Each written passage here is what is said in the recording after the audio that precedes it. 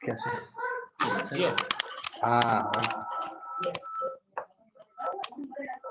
Axel, te doy entonces para que compartas pantalla. Bien. A ver. Profe, ¿y cómo se comparte? Ahí está. Fíjate que abajo tenés un botón verde que te dice compartir pantalla. En la parte de Ah, abajo. bien, bien, ahí está.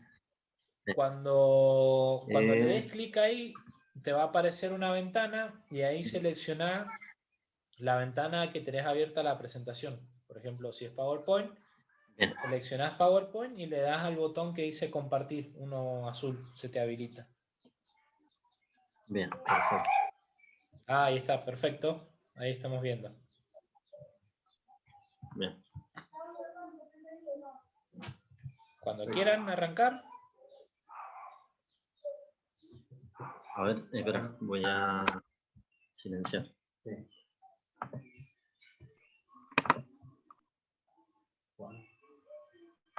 ¿Cómo se silencia? ahí.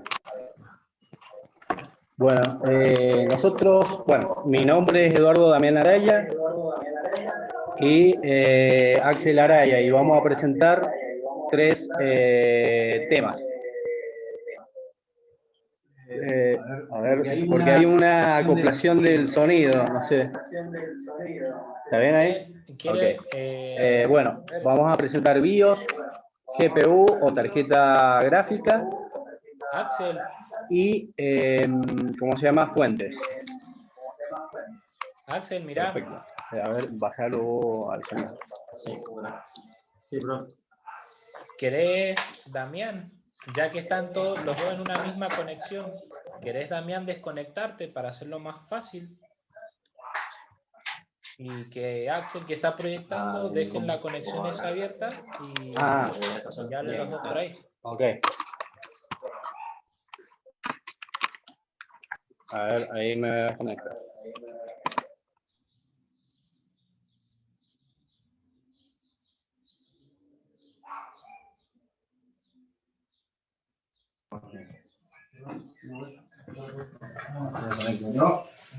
Ahí está. Bien. Mil disculpas y ahora vamos a empezar. Bien. BIOS. ¿Dónde está? Ahí está. Ok. Bien. BIOS, ¿qué es lo que... o sea, ¿qué significado tiene las siglas? Sí, Basic Input Output System. O sea que el sistema básico de entrada y salida. Eso se encuentra en la ROM, en la placa madre. Básicamente, ¿qué configura? O sea, hace la configuración de todos los elementos de entrada y salida, se habilitan, se pueden ver las temperaturas, se pueden ver, o sea, se pueden elegir diferentes dispositivos. Bueno, ok. Después, bueno, la BIOS es una memoria PROM, o sea que es solo de lectura, la cual solamente se puede reprogramar por voltajes, ¿sí? Por ello utiliza una memoria CMOS que es no volátil. ¿Qué es lo que, o sea, qué beneficio tiene? Que al utilizar una pila de litio, generalmente de 3 volts, creo que era 23, algo así, bueno, no se borra la memoria. Bien, la función del checksum sirve para comparar los resultados obtenidos con el CMOS, ¿sí? O sea, los valores comparados del autotesteo. Bien, si es idéntico, va a seguir, o sea, no va a haber inconvenientes. Pero luego, o sea, bueno, perdón.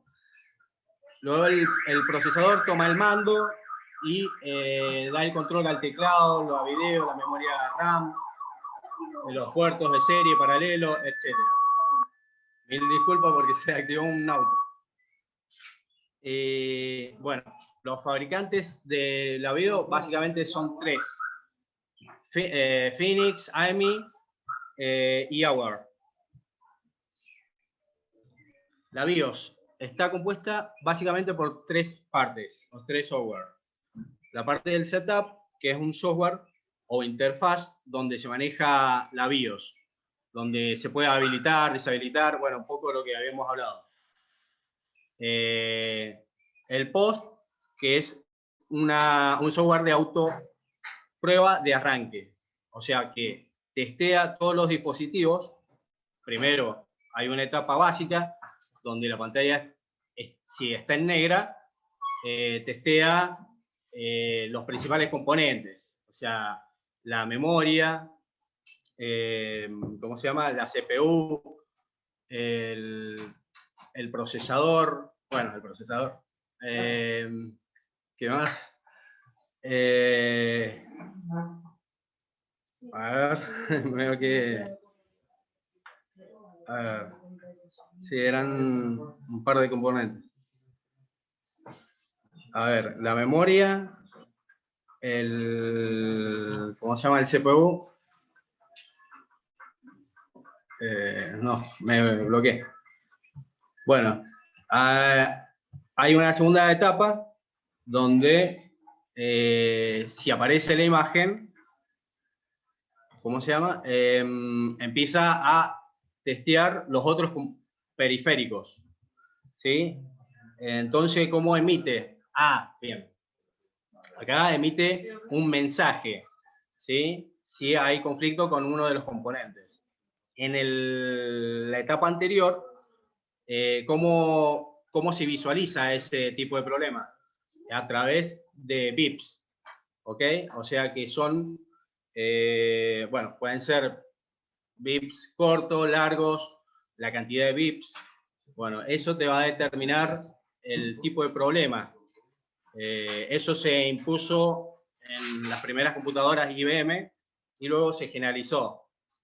No hay un estándar, por lo cual hay que investigar para cada equipo. Bueno, si todo está bien, entra el buteo y sirve de arranque para el sistema operativo.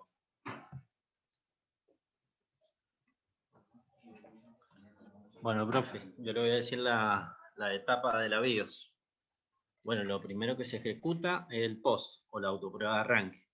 Esto comprueba ¿cómo se llama? Todos los dispositivos conectados. Y si hay algún error, emite un sonido. Bueno, después que el POST localiza los diferentes dispositivos y los dispositivos de almacenamiento, localiza el que está como dispositivo de arranque. Bueno, el dispositivo de arranque luego ejecuta el cargador de arranque. Dentro de este se encuentra un registro primario, ¿no es cierto?, llamado registro de arranque principal o MBR. Bueno, en el primer sector del registro de arranque principal hay un registro, ¿no es cierto?, basado en un código ejecutable, conocido como bootloader. El registro de arranque principal luego ejecuta el registro de partición de arranque. Bueno, ¿esto qué significa? Que el registro de arranque principal contiene una tabla de particiones donde una está indicada como partición primaria activa. En el primer sector de esta se encuentra el PBR o el registro de arranque y partición, el cual contiene todos los datos para arrancar el sistema. Bueno, luego se cargan todos los bloques, ¿no es cierto? Y se ejecuta el cargador, el cual se encarga de iniciar el sistema operativo. Le voy a decir algunos errores que puede emitir, ¿no es cierto? Cuando no hay imagen, ¿no es cierto?, que emite el sonido, puede ser conflicto entre el monitor o la placa madre, la placa de video quiero decir, la RAM, que el 90% de los casos es la RAM, el microprocesador o el motherboard, ¿no es cierto? O como el otro día en la clase de usted que dijo que era la pila, ¿no es cierto? Y en el caso que hay una imagen en pantalla, puede ser un problema con el disco duro, la RAM, la placa de video, la configuración del setup o entre los periféricos. Bueno, ahora le voy a decir qué es lo que es el UEFI. El UEFI es básicamente el reemplazo de la BIOS. ¿Por qué? Porque la BIOS se le podía introducir malware de los tipos rootkits o bootkits mediante la inicialización de sistemas operativos autenticados. Por ello se creó el UEFI, ¿no es cierto? El cual es básicamente lo mismo, solamente que trae unas mejoras, por ejemplo, una mejor interfaz, el modo arranque seguro, el Security Boot, que era el que impide arrancar los sistemas operativos no autenticados. Y se puede utilizar, por ejemplo, con el mouse, o si tiene una pantalla táctil, mediante esto. Bien. Bueno, ahora vamos a hablar del GPU, que es lo que es. Es un coprocesador dedicado bueno, al procesamiento gráfico, o sea que emite imágenes, videos a través de una pantalla, un proyector, etc. Transforma esas operaciones de coma flotante, creo que son comas flotantes, son con notación científica, que caracterizan, o sea, son números muy grandes o muy pequeños, con esa coma flotante lo hace, con esa notación científica, lo hace más conciso y explícito, o sea, más fácil de operar. Para aligerar, esto es para aligerar el procesador, o sea, la CPU. Básicamente, ¿cuál es la diferencia con la CPU? Bueno, la diferencia es que el CPU procesa datos, ¿sí? Digamos, para el análisis, para la ofimática, para la oficina, bueno, y la GPU es un emisor de imagen o de video. O sea, hace esos cálculos matemáticos para representarlo en imágenes, videos. Está compuesto por un chip de silicio de 1000 millones de transistores y otra diferencia con respecto a la CPU, que una trabaja en paralelo o simultáneo, que es la GPU y la CPU en serie. Después tenemos tarjetas gráficas. Bueno, a ver, hay una diferencia, a veces se suele equivocar, o sea, el concepto de GPU con tarjeta gráfica, no es lo mismo. O sea, la GPU es un compuesto o un componente, mejor dicho, de la tarjeta gráfica, uno de los componentes. La tarjeta gráfica es un conjunto de componentes que hace a la producción de video, imagen en pantallas. Existen tarjetas gráficas integradas y dedicadas. ¿Cuáles son estas? Las integradas son, como su palabra lo indica, internas a la computadora, o sea, pueden ser parte de la placa base o placa madre o parte del procesador. Y las placas dedicadas son placas de extensión, o sea, se pueden incorporar, son un hardware aparte, lo cual tiene memorias, tiene un conjunto de componentes como qué sé yo, disipadores, ventiladores, conectores, HDMI, bueno, etcétera, que se le puede adicionar para hacer más potente la parte gráfica. Bien, bueno, ¿cómo se compone? Bueno, un poco lo hemos dicho, se compone básicamente del GPU, del PCB, de resistencias, diodo, transistores, conectores, la memoria VRAM, disipadores, etcétera. Las tarjetas gráficas para diseño. Bueno, acá hay una diferencia. Unas son para diseño y otras son, que luego vamos a hablar, para videojuegos. O sea, ¿cuáles son las características para estas? Bueno, los drivers son para cálculos con operaciones con más flotantes, ¿sí?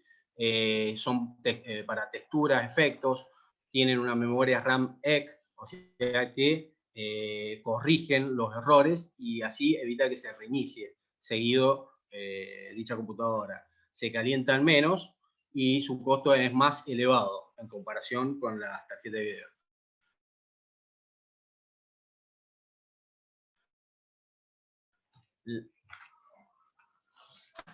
Videojuego. Estas también tienen drivers para cálculo complejo de coma flotante. La diferencia de esta es que se enfocan más en los FPS o los cuadros por segundo. Tienen un tipo de memoria GDDR, por ejemplo GDDR5, ¿no es cierto? Por ejemplo, su memoria tiene que reiniciarse cada cierto tiempo, por ello. La aceleración de los gráficos, por la aceleración de los gráficos, quiero decir, se calientan más, por lo que necesitan unos disipadores de calor más grandes. Su costo es menor. Este es un ejemplo, ¿no es cierto? Una NVIDIA, ¿no es cierto? GeForce 700, serie GT 700D, sale 5400. Y estas son las especificaciones. Acá, como les decía, GDDR5, un bus de memoria de 32 bits, soporta hasta 3 monitores, una velocidad de memoria de hasta 512 MHz, una frecuencia de núcleo, una frecuencia base de núcleo de 954 MHz, soporta, o sea, está compuesta para las PCI Express 2.0, ¿no es cierto? Y bueno, tienen los conectores VGA, DVI-D, HDMI. Y una resolución máxima de, bueno, 2560 por 1600, ¿cierto? Y 192 números. Bueno, le voy a hablar sobre la fuente de alimentación. Quiero que la fuente de alimentación es el componente que energiza todos los componentes de una computadora, ¿no es cierto? Transforma la corriente alterna que viene del hogar a corriente continua, la cual los componentes electrónicos funcionan con esta. Existen dos tipos, las AT y las ATX. Las AT son de 12 pines y las ATX de 20 y 24, ¿no es cierto? Se dejaron de usar las ATX ya que las máquinas son más potentes y necesitan mayor energía, por ello, bueno, se utilizan ahora las ATX, que vienen de esta cantidad de pines por una cuestión del conector que se necesite, ¿no es cierto? Puede venir de 20 o 24. Y a su vez se dividen en modulares, semimodulares y no modulares. ¿Cuál es la diferencia de estas? Las modulares, vos tenés la total libertad de elegir qué cable conectar y qué no, ¿no es cierto? No viene ningún cable conectado a la fuente de energía. Los semimodulares tienen los cables básicos, ¿no es cierto? Soldados a la fuente de energía al interior y tener la libertad de conectar los otros, ¿no es cierto? Y los no modulares simplemente vienen todo el ramal de cable soldado al interior. Así está compuesta una fuente de energía, tiene el transistor, acá, bueno, tiene el lector de hembra, ¿no es cierto?, que se conecta acá y al hogar, el selector de voltaje, la bobina, que sería esta roja con amarillo, los transformadores, los disipadores, que son estos grises, estas son las resistencias, que parecen garrapatas, y el extractor de calor.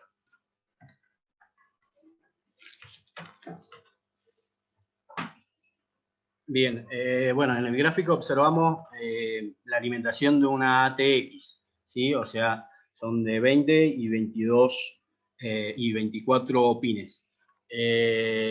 Bueno, a ver, están diferenciados por color. Las naranjas indican 3,3 volt, que se utilizan para memorias RAM, SSD con formato M2. Las de 5 volt tienen otro color, rojo en este caso. Se utilizan para puertos USB, PCI Express, discos duros mecánicos, unidades ópticas.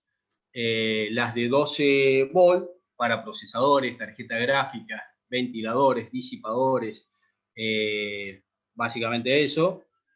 Y las de 5 volt, sí, acá, las de 5 volt se utilizan para los componentes de encendido. Tanto esta como la 12 de 12 negativa, la 12 negativa se utiliza para la LAN o para puertos en serie. Esas no, últimamente ya se han dejado de utilizar. Certificado 80 Plus. Bueno, ¿qué es lo que es? Es un certificado de la prueba de eficiencia de la fuente. ¿Por qué eficiencia? Porque generalmente la parte eléctrica, o sea, está íntimamente ligada con el calor. O sea, la pérdida de energía se va a través del calor. Existen 6 tipos: estándar, bronce, plata, oro, platino y titanio. Son probadas con diferentes capacidades, o sea, de eficiencia, al 10%, 20%, 50% y 100% de carga. Los estándares, bueno, acá como se observa, el estándar es de 80-80 de eficiencia, bronce 80-82 de eficiencia, plata 80-85, oro 80-87, como observamos va aumentando, platino 80-89 y llega a titanio, que es la más eficiente, hasta ahora, hasta el momento, de 80 a 90 de eficiencia.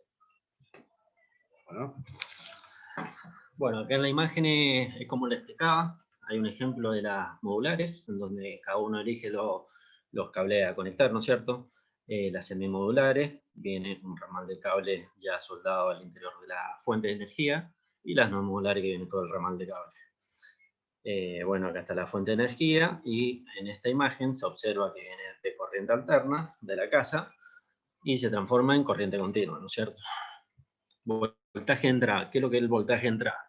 Es la energía que alimenta la fuente de energía, ¿no es cierto? Esta se mide en corriente alterna, va de los 110 a los 220 volts, dependiendo del país. Acá en Latinoamérica y en parte de Europa se maneja a 220 volts y en Norteamérica 110. El voltaje de salida es la energía que sale desde la fuente de energía, ¿no es cierto? Se mide en corriente continua y puede tomar valores de 3,3, 5, 12 o 24 volts. ¿Qué es lo que es la corriente de salida?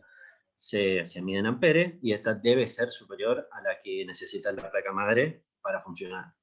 Y la potencia, ¿cómo se obtiene la potencia? Se mide en watts y se multiplica el voltaje de salida y la corriente de salida. Supóngase que tomamos 12 volts por 3 amperes de corriente de salida, se obtienen unos 36 watts. Y acá le muestro cómo medir que si funciona o no la placa madre, ¿no es cierto? Se conecta el positivo y el negativo a estos conectores y bueno, si te da 4, ¿no es cierto? Significa que está funcionando bien. Bueno, acá observamos las distintas zonas. Bueno, una fuente se divide básicamente en 3 zonas. Una de circuito de protección, ¿sí? Circuito de protección.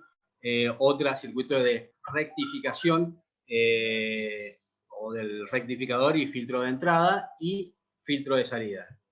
Ahora vamos a ver qué hacemos primero. O sea, en el circuito de protección, ¿qué tenemos básicamente? Tenemos el fusible, bueno, al cual, ¿qué es lo que vamos a medir? Vamos a medir... antes tenía que decir algo.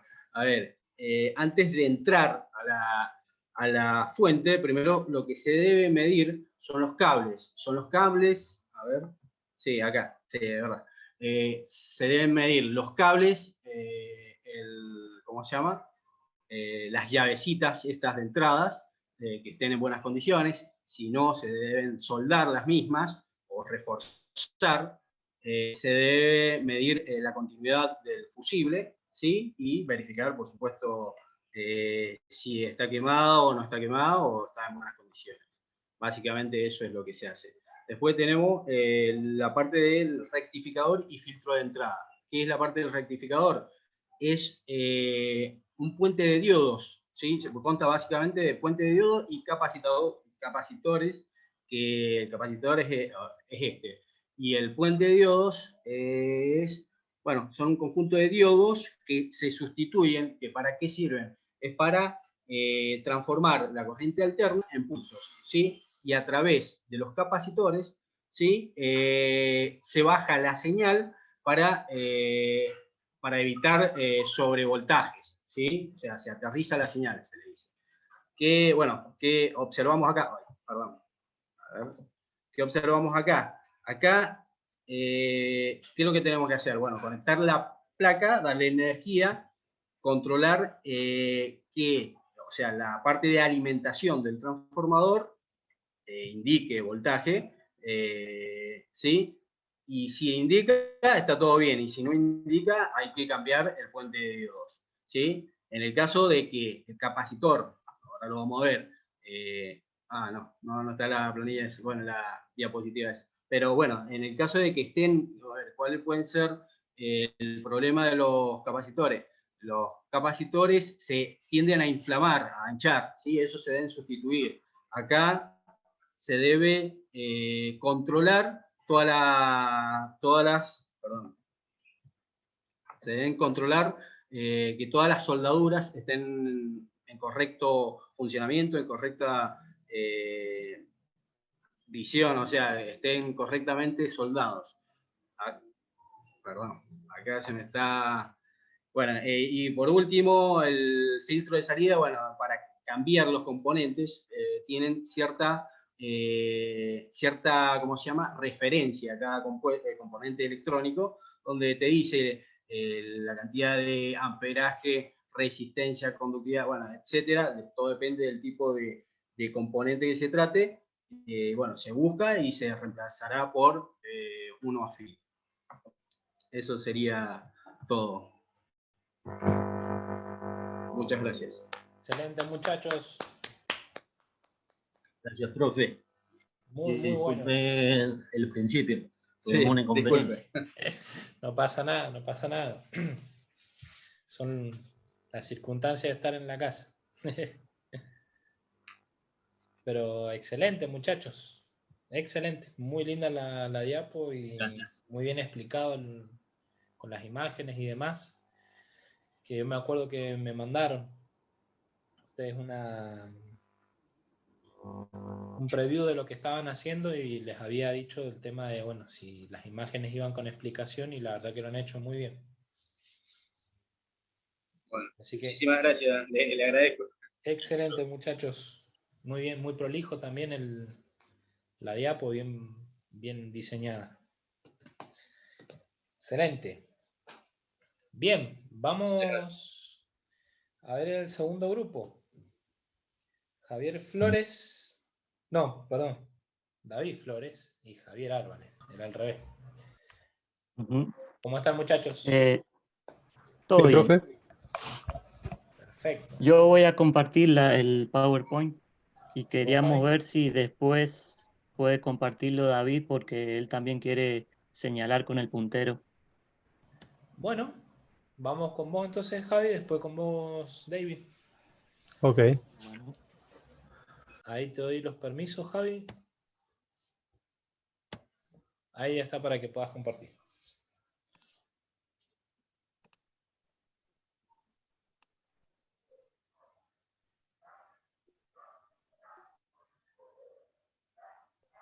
A ver. Perfecto, ahí estamos viendo. Ahí se ve en grande o... No, ahí tendrías que poner la diapo en modo presentación y ahí vamos a está. verla. No, todavía se está Ahora, viendo chiquito. porque ahí le apreté el F5. Nosotros ¿Todavía se ve estamos chiquito? viendo, sí, con el modo presentación de la... A ver.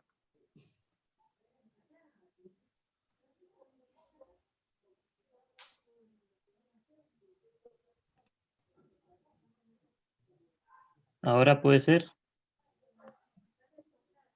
Notch. Pero a mí me sale en grande. A ver. Capaz que estás compartiendo la pantalla equivocada. Capaz que estás compartiendo la del Power A ver. y no la de la presentación. A ver cómo es esto.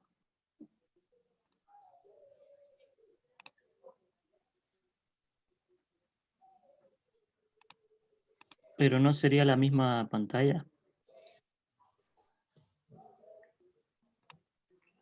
Si no hace una cosa, agarrá, deja de compartir la pantalla y del Power sacar la pantalla completa que te quede así como el Power común. Ah, bien. Y ahora pone compartir pantalla, selecciona el Ahora Power sí. y después mandale... Ahí está, ahora sí. Ahí está, perfecto. Bien.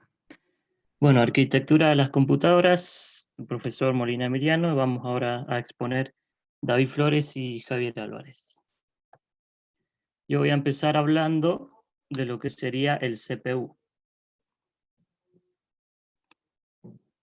Bien. El CPU es el que sería la unidad central de procesamiento o lo que muchos llaman el cerebro de la computadora. Se encarga de procesar todas las instrucciones del dispositivo, lee las órdenes y los requisitos del sistema operativo y así como las instrucciones de cada uno de los componentes y aplicaciones. Se puede dividir en tres partes, serían la memoria principal, que almacena los programas que actúan y los datos, la unidad de control, que es la que coordina y controla las operaciones, y la unidad lógico-aritmética, que realiza las operaciones lógicas y aritméticas con los datos que recibe de la unidad de control. Acá yo coloqué una imagen que hace una comparación del CPU con el GPU, y básicamente, como dijeron los chicos, la diferencia sería la forma de trabajar. Decimos que el CPU trabaja de forma secuencial y el GPU trabaja de forma paralela. Sería más o menos que el CPU tiene menos núcleos y se dedica a tareas más generales, y el GPU tiene mucha más cantidad de núcleos y se dedica a trabajo más específico, como por ejemplo los gráficos 3D. De esta manera divide el trabajo en muchas más partes, y por eso es como que se dice que trabaja más eficiente la parte más que nada de los gráficos. Bien. Bueno, ¿cómo se conecta? Bien, el procesador es un chip, digamos más o menos de 4 centímetros de tamaño por lado, que va conectado a la placa madre por medio del socket.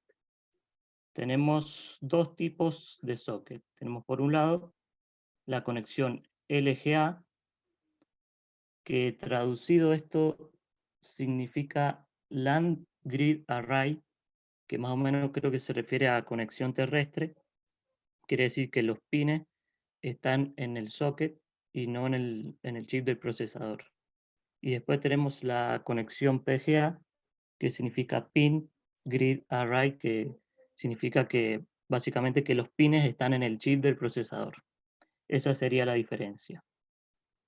Se dice que conviene más la conexión PGA porque en la conexión LGA hay más probabilidades de que se doblen los pines si se coloca mal el procesador. Pero las dos tienen más o menos las mismas características. Bien, ¿cómo funciona el CPU? Acá tenemos un esquema. Más o menos sería lo siguiente: nosotros ingresamos los datos o las operaciones que queremos que lleve a cabo el procesador por medio de los periféricos de entrada. Esta información es transferida por los buses de datos en forma de código binario, ¿no es cierto? Llega hasta el procesador, que sería acá, este recuadro que está acá, en donde tenemos la unidad aritmético-lógica, la unidad de control, y utilizando la información que saca de la memoria y los datos, diríamos que traduce todos estos códigos que nosotros ingresamos, que fueron transferidos, y coordina ahí las operaciones que le estamos pidiendo para después, por medio de los buses, llevarlo hasta las unidades de salida, que por ejemplo sería un monitor, una impresora, y los buses, los periféricos de entrada sería por ejemplo los teclados o el mouse. Bien, eso sería básicamente. Tenemos también el reloj que se ve acá arribita.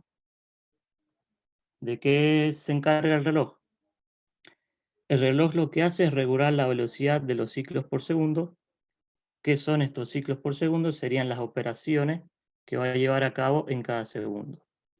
La unidad de medida de estos ciclos por segundo es el hercio, que significa un ciclo por segundo, o sea, una operación por segundo. Y de ahí, bueno, tenemos las otras unidades de medida, las más utilizadas, los megahercios y los gigahercios. Entonces, por ejemplo, un gigahercio son 1000 millones de ciclos por segundo. Serían 1000 millones de operaciones en cada segundo. Entonces, por ejemplo, un procesador que tiene una frecuencia de 3 GHz va a cumplir con 3000 millones de ciclos por segundo, operaciones. ¿Quiénes llevan a cabo la resolución de estos ciclos? Serían los núcleos. ¿Bien? Los núcleos son los que se encargan de resolver estos ciclos. Se dice que a mayor cantidad de núcleos que tenga el procesador, va a ser mayor el rendimiento de la computadora. Así como tenemos los núcleos físicos, como se ven acá en la imagen, también tenemos los hilos, que serían los núcleos virtuales, que básicamente cumplen con la misma función que los núcleos físicos. También, si tenemos más cantidad, va a mejorar el rendimiento de la computadora. Dentro de acá, el reloj que mide la velocidad, podemos decir que Bueno, existe el overclocking, que se lleva a cabo por medio de la BIOS, que básicamente consiste en aumentar la velocidad de este reloj para que el procesador vaya más rápido. Como última parte, hablando de los procesadores, bueno, coloqué acá algunos de los procesadores de alta gama. Tenemos a las dos empresas que son las líderes, que son Intel y AMD. Y acá escribí los procesadores que serían los que tienen mejor funcionamiento hoy en día, con algunas de sus características. Tenemos dentro de Intel los Intel Core i9 10980XE con 18 núcleos, 36 hilos y una frecuencia de 3,0 a 4,6 GHz y un consumo aproximado de 165 watts. Después tenemos el Intel Core i9 10940X con 14 núcleos, 28 hilos, de 3,3 a 4,6 GHz de frecuencia y un consumo aproximado de 165 watts. Que en realidad lo que se dice ahí del watts, eso más que nada marca la temperatura que puede llegar a tomar el procesador, pero va en cierta forma de la mano con el consumo que va a tener el procesador. Después tenemos el modelo 10920X con 12 núcleos, 24 hilos, una frecuencia de 3,5 a 4,6 GHz y 165 watts de consumo. Y dentro de AMD tenemos las Ryzen 3970X con 32 núcleos, 64 hilos, de 3,7 a 4,5 GHz de frecuencia y un consumo de 280 watts. Tenemos después el modelo 3960X, que más o menos son parecidos, 24 núcleos, 48 hilos, la frecuencia más o menos igual y el consumo el mismo. Y después tenemos la 2950X con 16 núcleos, 32 hilos, una frecuencia también muy parecida de 3,5 hasta 4,4 GHz y menos consumo de 180 watts. Estos procesadores iban más o menos de los precios desde 800 euros hasta 2000 euros. Serían los más caros. Sería ya para gente con plata. Bien, esto sería todo lo de procesadores. Entonces ahora viene mi compañero David para hablar de discos HDD y SDD. Perfecto, muy bueno. Excelente. Muy bien explicado. Dejo de compartir así. Dale. Ok, bueno. Ahí Ahí comparto te doy los yo. permisos. Dale, Bueno. un segundo que te doy los permisos. Ahí está. A ver, a ver.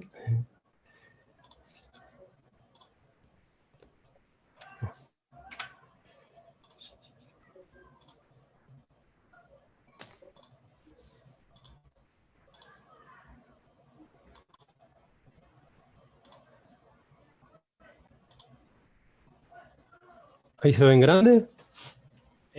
No estamos viendo nada. A ver. O sea, no estás compartiendo. Tendrías que poner la opción de compartir pantalla primero.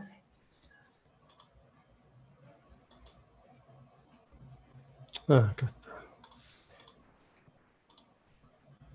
Perfecto.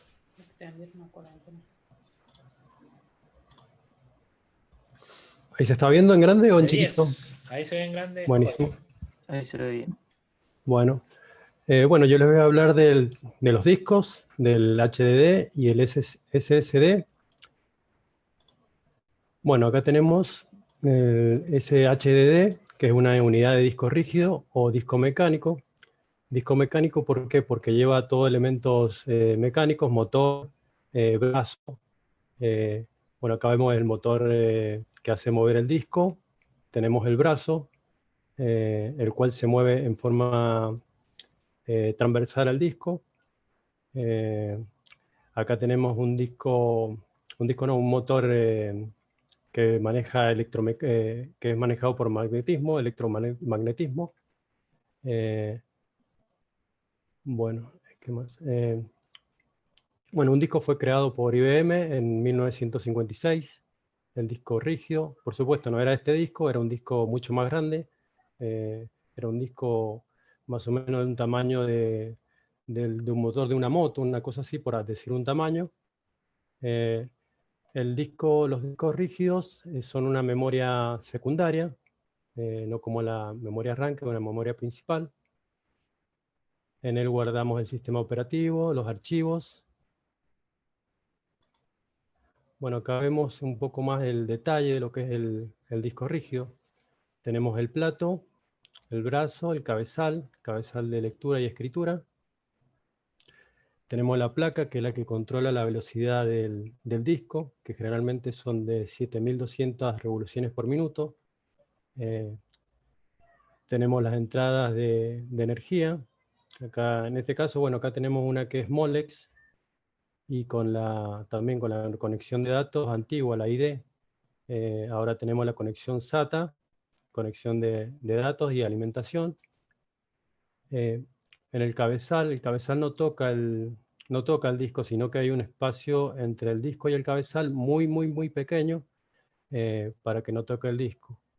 Ese cabezal, por medio del magnetismo, va grabando y leyendo. Es como si imprimiera unos y ceros. Los datos los imprime entre 1 y 0.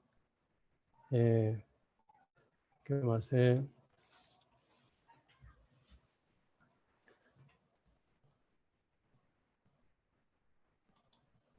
Bueno, acá vemos un detalle de lo que es el disco. Tenemos el sector, que es la forma de una porción de pizza, esta que vemos acá. Después tenemos las pistas. Y tenemos los clústeres, que son varios sectores del disco. Cuando decimos que vamos a reparar, bueno, generalmente hablamos de los clústeres que reparamos en el disco. Bueno, acá ya vemos la conexión. Tenemos la conexión SATA y tenemos la conexión antigua. Bueno, acá tenemos la conexión ID. Por esta conexión se transmiten los datos hacia el disco, y con esta le damos energía al disco para que gire el plato. Bueno, acá tenemos la conexión SATA, las dos son SATA. Esta es la conexión de datos y esta es la conexión para la alimentación del disco. Tenemos diferentes tamaños también. Generalmente el tamaño que tiene el disco, en la PC de escritorio, es de 3,5, y las que son para computadoras portátiles 2,5, y tenemos la otra también 2,5 TIN, que es más pequeña, es más finita. Bueno, la transferencia de datos, acá en este caso para la conexión SATA, tenemos la SATA 1, que es de 1500 megabytes por segundo, la SATA 2 de 300 megabytes por segundo, y la SATA 3, que es de 600 megabytes por segundo.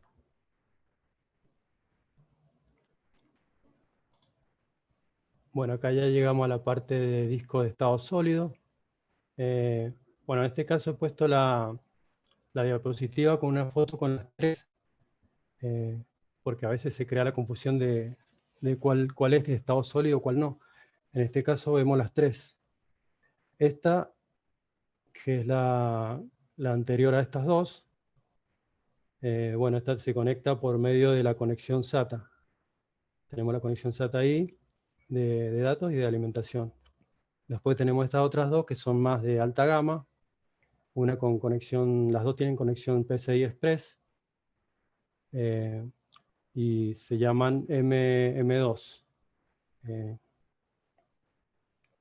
Esta conexión, esta que tenemos acá arriba, la NBM2, no, MBME, es un protocolo de transmisión de datos que es mucho más rápido que la que utilizaban antes los discos, que era la AH6.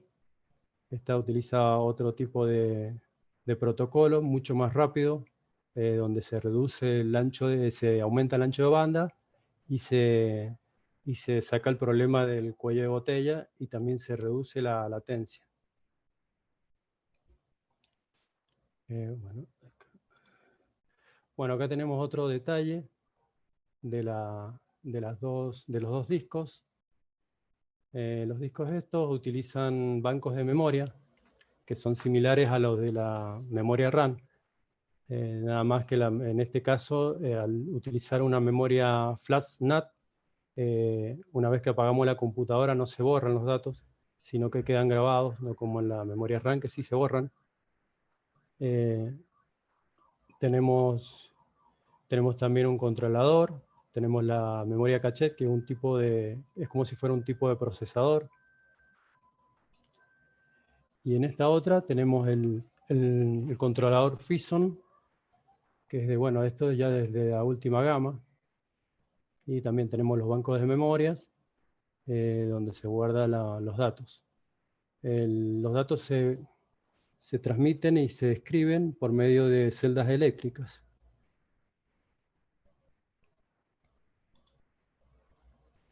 Bueno, acá ya vemos el tema de la conexión.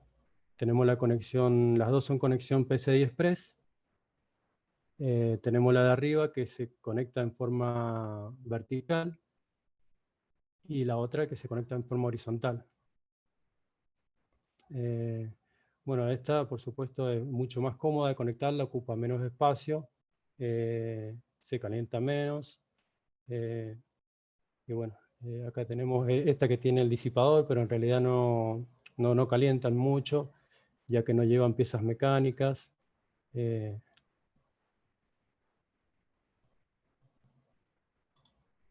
Y bueno, eso sería todo lo que es de disco de estado sólido y el rígido.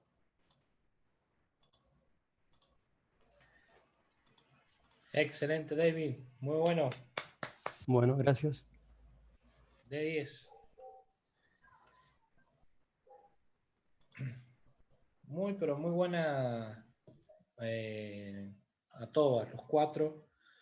Las diapositivas, muy bien la explicación. Se nota que han estudiado, que le han dedicado tiempo, lo cual eso está muy bueno, porque no fue una presentación hecha así nomás, y tampoco se los notó tan perdidos en lo que estaban hablando, sino que sabían bien del tema y lo han explicado muy bien en detalle. Así que muy, pero muy bueno. Los felicito a los cuatro por el muy lindo trabajo que han hecho con las diapositivas. Lo que sí les voy a pedir después, si me las pueden pasar, así las subimos para tenerlas allí en el Classroom, ¿sí? Pueden Bueno, pasármelas profe. por el grupo, o si quieren mejor mándenmela en el privado, así no llenamos el grupo con tantos archivos, porque yo después lo vuelvo a reenviar al grupo junto con los del turno tarde, todos juntos. Bueno, Bien, vamos con las notas.